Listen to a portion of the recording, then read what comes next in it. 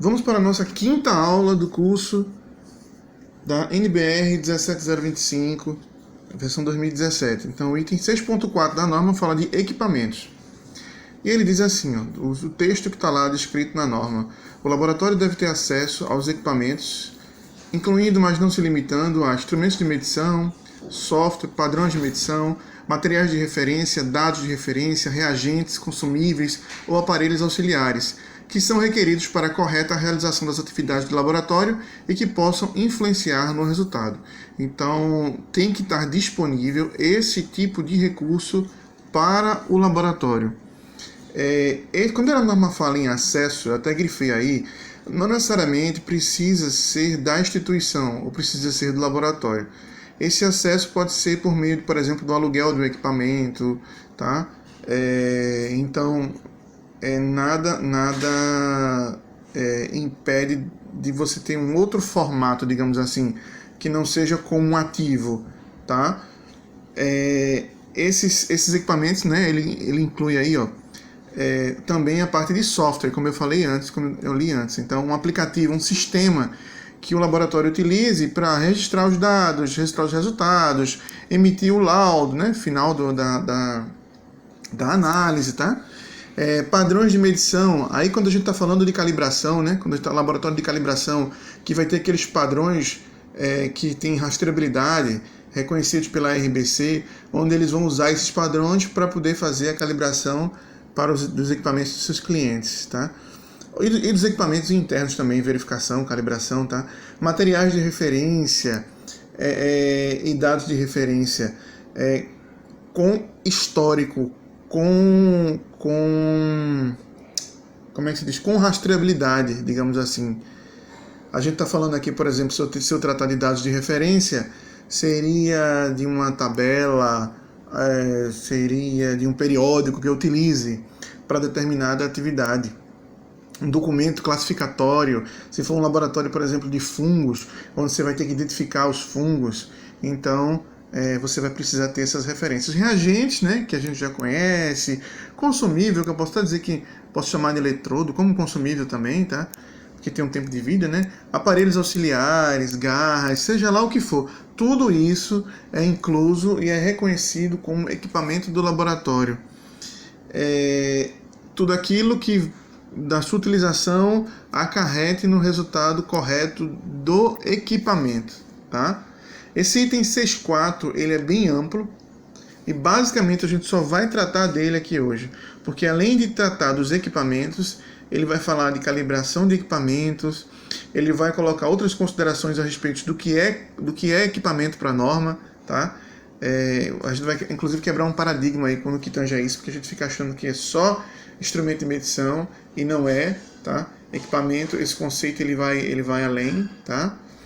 E é responsabilidade da alta direção dispor desses equipamentos em quantidades necessárias para a realização dos ensaios e dos testes que são pertinentes ao escopo do laboratório. Então, existem umas notas na NBR que elas referenciam exatamente essa questão do que são materiais, tá? Então elas dizem, lá está bem claro, que dados de referência também deve ser considerado material. Dado de referência, por exemplo, uma tabela que você use, uma tabela periódica, por exemplo, na sua última versão, né? Uma tabela taxonomia, catálogo de cores, para quem trabalha com colorimetria em laboratório. Então também é um outro material que é necessário que esteja disponível em suas revisões mais atualizadas, tá? Então não adianta ter só o documento de referência, é necessário tê-lo na versão mais atual. Porque senão você pode correr o risco de estar utilizando um documento que não é mais um documento útil, seria um documento obsoleto. O conceito de documento obsoleto é esse. É um documento que está na sua versão mais antiga. A norma também fala que material são aparelhos auxiliares, por exemplo, no caso de calibração, braços de fixação para calibração, tá? É um exemplo de aparelhos auxiliares, estufa, mufla, tudo isso são considerados aparelhos auxiliares e que tem que estar disponível para o laboratório. Além disso, a norma cita consumíveis. Aí dá alguns exemplos, por exemplo, eu posso citar alguns exemplos. Óleo da balança de pressão, tá? No caso de laboratórios. Gás de arrasto utilizado no cromatógrafo, para quem tem cromatógrafo. Então tudo isso é considerado consumível. A norma também fala o seguinte, nessa respectiva nota. Ela diz que os materiais de referência eles têm que atender à NBR 17043, tá? Então tem alguns critérios na NBR 17043, algumas especificações, tem umas tabelas, que é conveniente que os fornecedores, né, ou o fornecimento desses tipos de materiais, eles sejam regulados por essa NBR. O item 6.4.2 fala o seguinte, ó. Quando o laboratório utilizar equipamentos que estejam fora de seu controle permanente, deve assegurar que sejam controlados ou atendam à norma. Ou seja, equipamentos que não estão sob sua posse é um exemplo disso. Então, mesmo que você vá utilizar um equipamento desse, então é conveniente, por exemplo, que se for necessário uma calibração, ele esteja calibrado. Então, se for uma propriedade do cliente ou propriedade do fornecedor, não exime a necessidade de você ter que comprovar que o equipamento estava adequado durante o seu ensaio, durante o uso, tá? O item 6.4.3, o laboratório deve ter um procedimento para manuseio, ou seja, como é que eu vou mexer nos equipamentos, tá? Muitas vezes a instrução do próprio equipamento é fornecida pelo fabricante, um documento de manuseio, tá? Transporte, como é que eu devo transportá-lo, isso tem que estar claro num procedimento ou no IT. O armazenamento, como é que eu devo armazenar esses equipamentos, tá? Aí equipamentos pensando naquele conceito que eu falei antes. Vai ficar armazenado em caixa, tem que ficar em saco bolha, tem que ficar em emborrachado. Quais são os cuidados que eu devo ter com ele, digamos assim, tá? Aí, uso e manutenção planejada desses equipamentos. Tem que ter um plano de manutenção que envolva uma verificação periódica dos equipamentos, certo? Quando eu falo periódica, aí fica muito a critério da organização e da orientação do fabricante, essa determinação. Aí geralmente a empresa cria uma planilha, que é o plano de manutenção dos equipamentos. Então lá você vai ter todos os equipamentos e a periodicidade de manutenção que eles devem passar. Aí no caso aqui, ó, lembrando, essa manutenção ela pode ser interna ou pode ser externa, vai depender do tipo de equipamento, né? Então, a fim de assegurar seu correto funcionamento e evitar contaminação ou deterioração. Esse é o objetivo da manutenção, né? Evitar que você tenha um desgaste prematuro do equipamento e, por consequência, isso possa causar um problema no resultado, tá? O item 644 fala o seguinte, ó, o laboratório deve verificar se os equipamentos estão em conformidade com os requisitos especificados antes de serem colocados ou recolocados em serviço. Ou seja, eu tenho que testá-los, eu tenho que testar antes de colocar ele em execução, tá? Um teste de comprovação, inclusive, que é importante que seja feito. Quando eu falo comprovação, é comprovação do resultado. Por algum motivo, pode ser que o equipamento tenha vindo danificado do fornecedor, então é interessante que você faça esse teste. E caso, por algum momento, você bloqueie o equipamento por condições ruins, comando para manutenção, e precise reativar o equipamento, é necessário que você faça um reteste para verificar se o equipamento realmente está funcionando a contento. Já que quer queira, quer não, você fez uma intervenção no equipamento, você mandou ele para um tipo de manutenção, tá? Lembrando o seguinte, eu estou me referindo aqui à manutenção, mas está ficando muito como se fosse uma manutenção externa. Mas não é só isso. Manutenção interna segue também o mesmo rigor. Então também deve ser considerado essa questão dos testes após uma limpeza, uma conservação ou uma manutenção em si, tá? Se alguém, claro, do laboratório estiver habilitado para fazer isso, né? Bom, o próximo item, tá? Ele fala o seguinte: os equipamentos utilizados, tá? Para medição devem ser capazes de alcançar a exatidão de medição e ou incerteza de medição requerida para fornecer um resultado válido. Aí vamos explicar cada tópico desse. Quando ele fala assim, devem ser capazes de alcançar a exatidão de medição, ou seja, eu preciso de um equipamento que seja preciso. Vou dar um exemplo. Uma vez eu estava fazendo uma auditoria e eles me mostraram, eles estavam fazendo medição de chapa metálica. E eles estavam usando um paquímetro para medir a espessura de chapa. Esse equipamento não é recomendado. O equipamento que é feito para isso, que seria mais preciso para isso, seria um micrômetro, tá? Um relógio comparador. Então, se eu preciso dessa precisão maior, eu vou precisar estudar que equipamento vai me ser satisfatório. Porque eu não posso negligenciar esse nível de precisão que eu preciso, de jeito nenhum, tá? Então isso é uma coisa. É necessário avaliar a precisão do equipamento que eu realmente necessito para minha análise, tá? Bom, deve ser capaz de alcançar a exatidão de medição, tá? Ou a incerteza de medição requerida. Quando eu falo de incerteza, é o erro. Cada equipamento, durante a medição, tem um erro atrelado a esse equipamento. Então, pode existir equipamentos que têm um erro maior e equipamentos que têm um erro menor. Quando você manda calibrar o equipamento, você consegue identificar essa incerteza expandida e o erro no certificado de calibração. Então, tem que entender se aquele erro ele é tolerado para o seu processo. Porque se ele não for tolerado e o equipamento que for necessário para utilizar seja realmente esse equipamento que você está usando, então talvez você precise comprar um outro equipamento, porque aquele não está mais adequado, não garante aquela precisão que você precisa. Porque a gente sabe que, dependendo do equipamento, você pode ter equipamentos que ficam à mercê de temperatura, por exemplo, pode sofrer dilatação térmica e pode perder, quer queira, quer não, o nível de precisão e confiança que você precisa. Então, essa incerteza de medição, além da exatidão, é fundamental que você tenha do equipamento na medida daquilo que você precise, certo? Não pode esquecer disso, porque só assim você vai ter realmente um resultado realmente válido. Item 6.4.6. Os equipamentos devem ser calibrados quando? Aí vamos lá.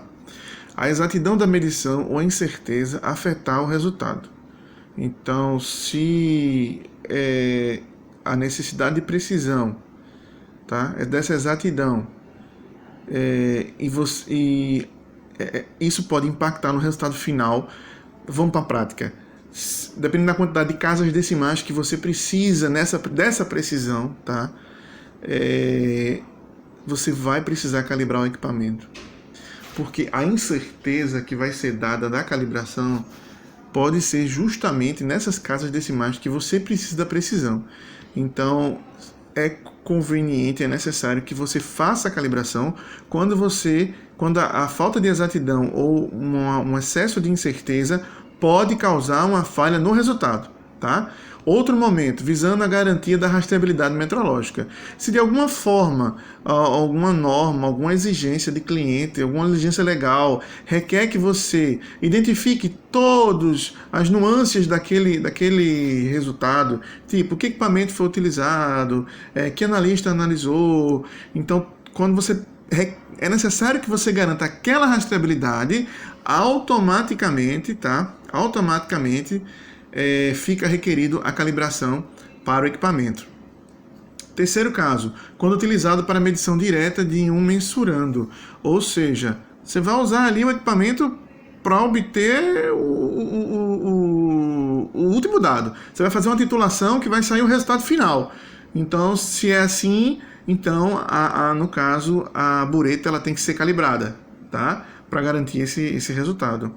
Quando utilizado para correção do valor medido, ou seja, equipamentos que você utilize para refazer o teste.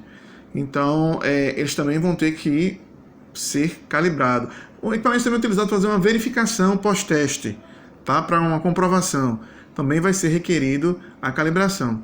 E por último, resultado de medição calculado a partir de múltiplas grandezas, tá? Ou seja, se você tem uma medição que você tem um fator cumulativo aí, tá? Seja lá de que tipo de grandeza eu tô me referindo, tá?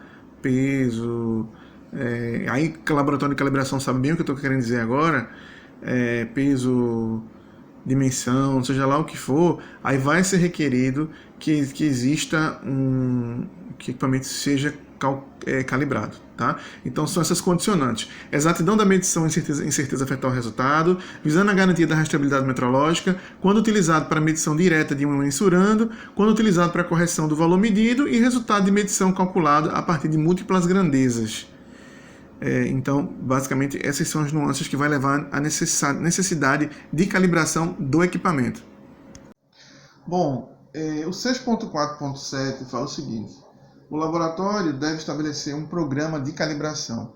Então, é necessário um plano de calibração que indique lá quais equipamentos a empresa tem que precisam ser calibrados, qual a periodicidade de calibração dos equipamentos, qual a faixa de utilização do equipamento, qual a incerteza do processo, para que seja comparado mais na frente com a incerteza do certificado, para garantir que o equipamento está apto, tá? Além do 647, que fala do programa de calibração, o 648 fala que equipamentos calibrados precisam ser identificados com a respectiva etiqueta de calibração. Aí o que acontece? Essa identificação, ela deve dizer se o equipamento está aprovado ou não. Geralmente é uma etiquetinha que você cola no equipamento. Geralmente cola do lado, cola em cima do equipamento. E essa etiqueta, ela tem a data da próxima calibração e ela vai ter também o número do equipamento, tá? Por quê? Porque é esse número do equipamento que vai conseguir garantir a rastreabilidade com a planilha de calibração.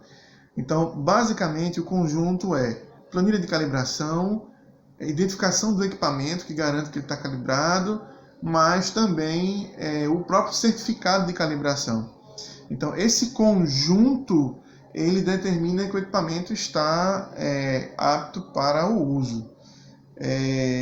Existe uma aprovação, tá? Relacionada à calibração, porque quando você emite o certificado de calibração, muitas vezes você não está aprovando o equipamento, mas nos próximos slides a gente vai conversar sobre isso. 6.4.9 devem ser retirados do serviço, tá? Ou seja, devem ser inutilizados, nem que seja temporariamente. Inutilizar é identificar, inutilizar é segregar. Pode estar num lugar do laboratório separado, pode estar com uma placa, tá? Bom, equipamentos submetidos à sobrecarga. Equipamento, você tem uma faixa de utilização, uma balança, por exemplo, de 40 gramas e alguém pesou 1 quilo, ou seja, você teve uma sobrecarga. Equipamentos que tenham sido manuseados de forma incorreta, também deve ser inutilizado, tá? O operador ele não sabia ou não leu a instrução corretamente de uso e por acaso foi lá e terminou que gerou um problema para o equipamento, pode ter, no caso, ter desalinhado algo. Geralmente, eu vou trazer para a balança, já que vai ser um exemplo mais prático. Geralmente, quando você quer planar a balança, ela tem um pezinho, você gira ela lá para ela ficar plana, nivelada, digamos assim, tá? Então isso também é uma possibilidade. Equipamentos que produzam resultados questionáveis. Outro exemplo, trazendo para a balança, já que a gente está falando de balança, as últimas casas decimais que ficam variando quando você tenta pesar, né? Então se você precisa de uma precisão que está naquelas casas decimais que estão variando, então aí complica. Então não dá para usar aquele equipamento. Então equipamentos que produzem resultados questionáveis, tá? Equipamentos que demonstrem defeitos. Você mede uma coisa no momento, quando vai medir de novo é outro valor. E muitas vezes fazendo medições em padrões já testados, já de resultado referente.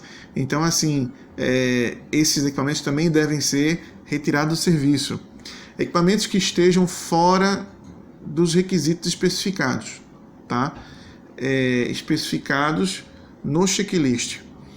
Um acompanhamento periódico desses equipamentos, ele vai dizer se aqueles requisitos que foram determinados eles já estão mantidos, digamos assim. Aí a norma traz uma observação: o equipamento deverá ser isolado ou identificado e verificar o impacto através do procedimento de gestão de trabalho não conforme. Ou seja, digamos que você identificou um problema no equipamento após 10 análises. Isso quer dizer o seguinte, que provavelmente aquelas 10 análises estão sob suspeita.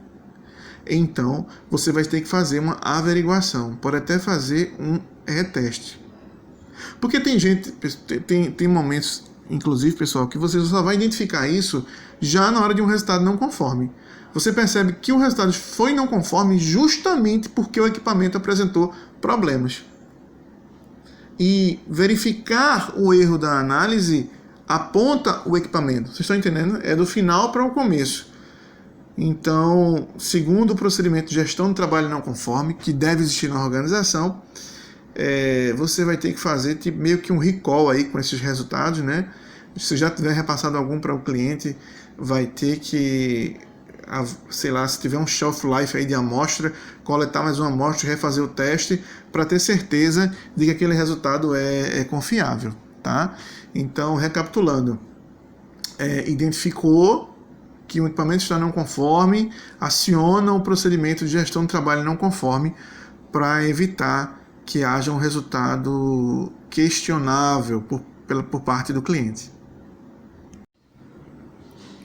6.4.10. Quando forem necessárias checagens intermediárias no equipamento, as mesmas devem ser feitas de acordo com o procedimento. Aí eu vou trazer como exemplo para vocês aqui um pH-metro, por exemplo, que você vai pegar o eletrodo lá, né, e vai colocar nas soluções padrões. Então você faz uma verificação intermediária, uma checagem intermediária do equipamento antes da sua devida utilização. Condutivímetro, se eu não me engano, também é feito. Então cabe ao laboratório garantir a existência de um procedimento que fale dessa checagem intermediária, tá? O item 6.4.11 fala o seguinte, quando dados de calibração e de material de referência incluírem valores de referência ou correção, sejam atualizados e implementados conforme apropriado para atender os requisitos especificados. Aí eu tenho outro exemplo prático para vocês. Quando a gente pega uns reagentes, às vezes ele vem com fator de correção. Esse fator de correção ele deve ser considerado no cálculo. Por quê? Porque o próprio reagente em si já tem um erro de concentração. Então, se houver essa correção, se o frasco do reagente citar essa correção, isso deve ser considerado. Essa referência também deve ser considerada para equipamentos, caso eles citem o erro potencial daquele equipamento. Tá? Então, repetindo, quando dados de calibração e de material de referência incluírem valores de referência ou correção, sejam atualizados e implementados conforme apropriado para atender os requisitos especificados. O item 6.4.12. O laboratório deve tomar medidas viáveis para evitar ajustes não intencionais que possam invalidar o resultado. Ou seja, eu não posso mexer nos equipamentos, alterar os equipamentos, porque isso pode causar um impacto no meu resultado, tá? Equipamentos devem ser protegidos. Sabe aquele bicozinho da pipeta que tá quebrado, né? Aí você resolve colocar um pouquinho a mais do da linha de marcação. Não pode de jeito nenhum, certo? Então, o laboratório deve tomar medidas viáveis para evitar ajustes não intencionais que possam invalidar o resultado. O analista ele não deve ter poder para decidir isso, tá? O analista tem que seguir, tem que executar a análise obedecendo os respectivos, utilizando os recursos que estão determinados no procedimento, tá? Essa é a obrigação dele. Não tem que inventar a roda, não. Tem que seguir o que está já pré-estabelecido. O requisito 6.4.1.3 fala de registros que devem ser mantidos. Quais são os registros que são relacionados no caso dos equipamentos, tá? Em que o laboratório deve manter esses registros? Nome do equipamento, incluindo software e versão do firmware se ele existir. Aquele software de interface entre equipamento e sistema, tá? Então isso tem que estar claro numa ficha de equipamento. A gente chama muitas vezes de ficha de equipamento, ou histórico do equipamento. Nome do fabricante do equipamento tem que estar descrito, identificação do modelo e o número de série do equipamento. Isso tem que estar claro lá. A evidência da verificação do equipamento, daquela inspeção periódica para saber se o equipamento está funcionando, para saber se o equipamento está adequado ao uso. Então isso pode ser feito através de um checklist de verificação do equipamento. A definição da localização do equipamento. Em que bancada está, em que laboratório está. Isso tem que estar definido, tem que estar descrito. No plano de calibração ou em outro documento pode estar lá a data da calibração, resultado da calibração, ou seja, se foi efetivo ou se não foi efetivo, a gente vai discutir um pouco mais na frente sobre isso. Os ajustes que foram necessários ser feitos, caso a calibração tenha percebido um erro não aceitável, então está identificado, está registrado lá que o equipamento foi ajustado, se for possível, claro, né? Critérios de aceitação. Tá? Esse critério de aceitação está muito no plano de calibração. Então lá vai estar dizendo a margem de aceitação. Ou seja, que incerteza é permitido para que seja aceito, aquele equipamento seja aceito. Tá? A data prevista para a próxima calibração, isso vai ter que estar lá também. Para que, inclusive, nas auditorias, os auditores chequem se o equipamento realmente está calibrado. O que vai dizer se está calibrado ou não é justamente esse intervalo entre uma calibração e outra. Tá? No caso, intervalo de calibração, documentação de material de referência, resultados, critério de aceitação, data pertinente e período de validade. Então, isso também tem que estar documentado. Quando a gente fala de material de referência, lembra que existe uma quantidade enorme, né? Aquela história que eu falei do Pantone, da tabela. Então, que critério foi utilizado para aceitar aquela tabela? No caso, a revisão daquela tabela, né? Então, basicamente isso. Existe um controle que é feito pelo sistema de gestão da qualidade, que é o controle de documentos externos. Esses documentos, essa documentação de material de referência, ela pode estar citada no controle de documentos externos, e lá citando qual é a versão mais atual, tá? Plano de manutenção e manutenções realizadas até o momento, então tem que ter um histórico das manutenções, pode ser inclusive ordem de serviço, ou então documentos externos gerados pelo prestador de serviço que executou a manutenção, é uma possibilidade também, tá? Detalhes de dano que o equipamento tenha, mau funcionamento, modificação ou reparo do equipamento, tudo isso registrado. Esse último tópico pode estar contido, inclusive, na própria ficha do equipamento, ou seja, no histórico do equipamento. Então percebam, o equipamento dentro da 17025 ele ganha uma identidade própria. Então não é só comprar e usar o equipamento, né? Você tem que ter todos esses itens aí bem definidos, demarcados num procedimento de equipamento, no plano de calibração, através de registro, para comprovar que você realmente tem um controle que é necessário sobre esses equipamentos. E aqui a gente tem um modelo de plano de calibração, tá? Então isso aqui é uma lista mestra de instrumentos de medição, onde a gente tem a identificação do instrumento nas primeiras colunas, depois vai ter a especificação de aprovação e a calibração e aceitação. Então eu vou pegar um item desse aqui, a gente vai destrinchar tópico a tópico, vê só. Você vai ter aqui a primeira, a balança BA-001. Vejam aí o código, a primeira linha. Você vai ter a marca, Marte, tá vendo? Da balança. Modelo dela, AS2000C, que foi o que a gente conversou, né? Que é necessário que esteja descrito. O número de série da balança, 252533. A capacidade de medição da balança, que aí ela vai de 0 a 2.000 gramas, tá? A divisão, ou seja, ela vai fazer a medição a cada 0,01 gramas, tá? O setor, ela vai estar disponível no laboratório. A tolerância que no caso é o erro permitido, digamos assim, que é de 0,1, percebam aí, ó, mais ou menos 0,1. O critério de aceitação, que é a tolerância dividido por 3, que está dando 0,0067. Tanto a tolerância como o critério de aceitação são do processo, tá? Eu vou depois recomendar a vocês, não nessa aula, mas na próxima, que vocês, como complemento a esse curso, façam o curso de análise e aprovação de equipamentos de medição, de análise e aprovação de certificado de calibração, que é o que a gente chama de validação de certificado de calibração. Tá? Mas eu vou conversar mais com vocês, fazer alguns cálculos com vocês, na próxima aula eu explico melhor. Bom, frequência de calibração, aí percebam aí que tem 12, no caso são a cada 12 meses que você vai calibrar. Ah, Denis, precisa ser 12 meses? Não, quem define é a empresa, pessoal, mas aí tem um histórico que vai dizer se 12 meses é satisfatório, ou se poderia ser feito em menos tempo, tá? Uma matriz chamada matriz Schumacher, mas basicamente todo mundo começa colocando um ano, pelo menos, 12 meses, tá? Para evitar errar. A data da calibração foi 15 de outubro de 2019, tá?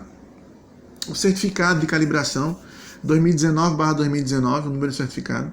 O laboratório foi a TKS que fez a calibração. A data da próxima calibração, 14 de outubro de 2020, percebam aí. Aí você tem a correção, a incerteza de medição. Esses dados eles são extraídos do certificado de calibração, da última medida. Então você vai achar o erro do instrumento, que deu 0,04.